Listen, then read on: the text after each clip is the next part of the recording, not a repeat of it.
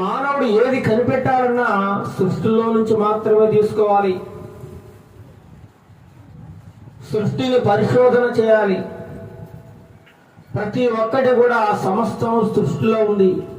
మరి సృష్టిని చేసింది ఎవరయ్యా అంటే దేవాది దేవుడు, ఉన్నతమైన దేవుడు, సర్వజ్ఞాని, నిరంతరము యుగయుగములు ఉండే దేవుడు ఈ సృష్టిని తయారు చేశాడు.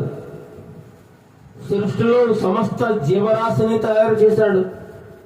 చివరిగా మానవుడిని కూడా తయారు చేసి సృష్టిలో పెట్టి సృష్టిలో ఉన్న వాటిని అనుభవించమన్నాడు, తెలుసుకోమన్నాడు, దీవించి ఆశీర్వదింపబడమన్నాడు, అభివృద్ధి చెందమన్నాడు మానవుణ్ణి. అయితే ఈ మానవులు ఏం చేస్తా ఉన్నారు?